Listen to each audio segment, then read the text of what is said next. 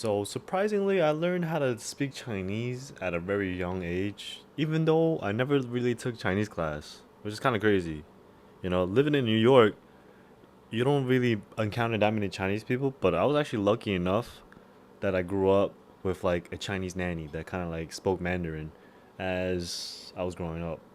Like I remember when I was like 5 years old, 6 years old, actually lived. I didn't even live with my parents. I remember living with this like old lady, and her whole family they all spoke Mandarin at home. So it was like more common to speak Mandarin than English in that household.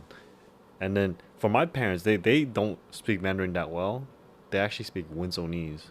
So like when they speak to each other, they always speak Wenzhounese. They never speak like Chinese, like Mandarin Chinese, which is kind of crazy.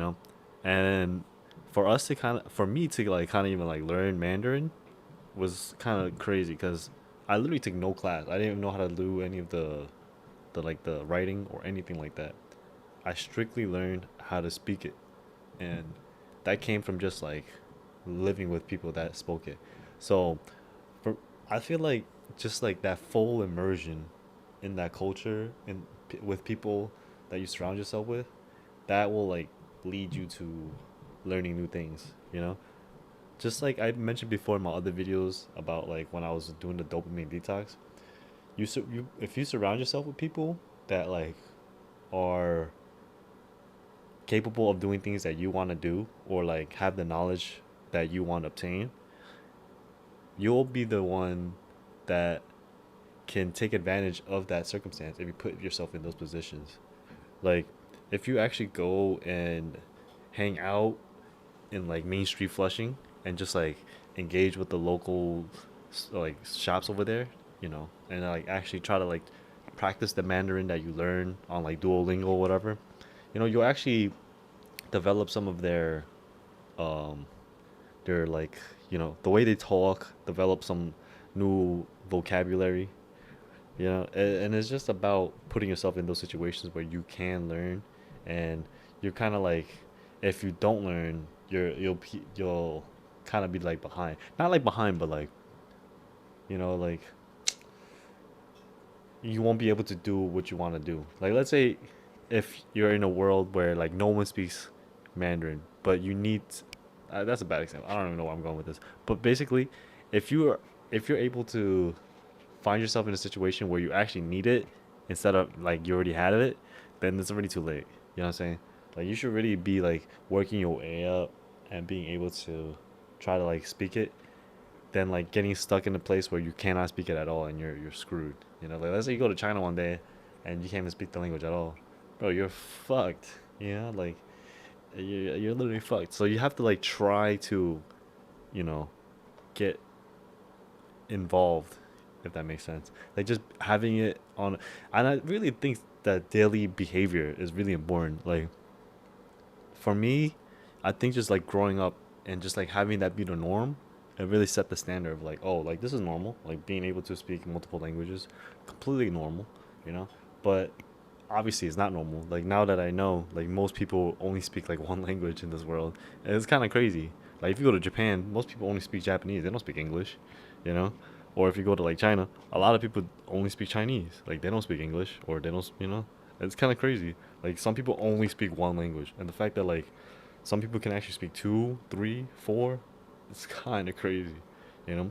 And there's ways to do that. It's not like they just woke up and was able to speak that language. Like nah, like they had to, you know, become part of that community, become part of that culture, really learn, all the language ins and outs. In Chinese, there's like it's really weird. Like some words have like multiple meanings. I'm not gonna lie. Like the word shi, like it means like five different things. Like shi is like sleep. No, no, no. Sorry. Si, yeah, si. That word si, it means like dead, right? Or like if you say like si, it's like yes. Yeah, 是. Yeah, that's like that means yes. Or like if you say 1 2 3 10, like the number 10, that's also four. And then you could say like 4 or something, and it means 10. You know what I'm saying? Like literally this the same word si or shi whatever. It literally sounds the same, but it has like multiple meanings and how you use it, right? So like Chinese is one of those languages where it's kind of crazy that I even know how to speak, you know. But like the easiest way for you to learn how to speak it is actually like speaking it, like learning, trying to learn, if that makes sense. Like if you just like, oh, like you hear Chinese but you're speaking in English, you're not gonna learn. You know, you have to try to pronounce these words, you have to practice these words, and it only comes with practice. Like you can't just wake up one day and just be able to do it, right? You have to like really submerge yourself into that culture, submerge yourself into that language, and it's tough, but you just gotta take it one day at a time. Like even with me and Wenzhounese, like my parents only speak Wenzhounese. Like they really never speak Mandarin, and I also try to learn Wenzhounese. Like I'm not gonna lie, and um, it's not like I couldn't do it from lack of trying. It's I couldn't do it because of the complexity and the pronunciation of certain words. Like it's so hard to pronounce certain words in Wenzhounese, and it's just like so confusing because it sounds nothing alike to Mandarin. It's very, very like unique, honestly. And when I googled it, like Wenzhounese is like a secret spy language or something. Like so, like people don't, they used it back in the day in the military. It's kind of crazy. Honestly, if you look into the backstory, Wenzhounese is crazy, which is kind of why I want to learn it. You know, a lot of people that are Wenzhounese, bro, they always know how to do business. They always about their money. So, mad respect for Wenzhounese people. You know, shout out to them. If you Wenzhounese, drop it down in the comments. Let me know.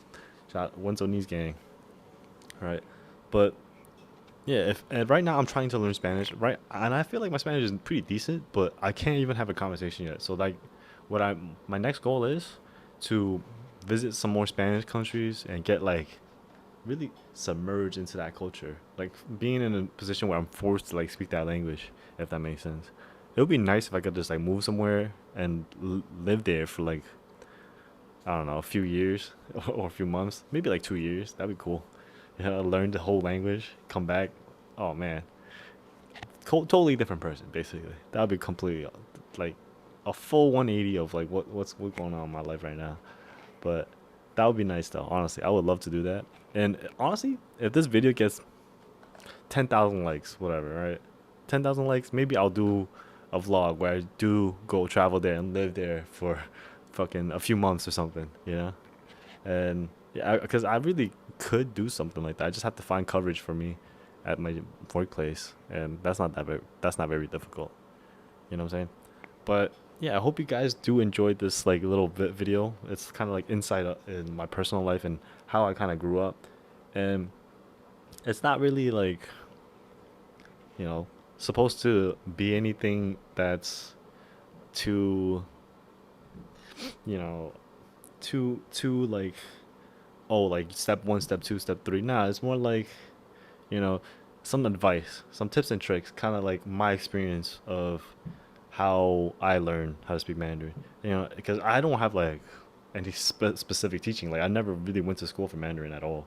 I did take a few Chinese classes in high school, but like I said, like that did not stick at all. I'm not gonna lie. The stuff that I learned in Mandarin class, in Chinese class, in high school, bro, most of it was like stuff I already knew, to be honest, and like the stuff that I didn't know was mostly just the writing. So, you know, not that the writing is difficult. I'm not gonna say it's not that difficult.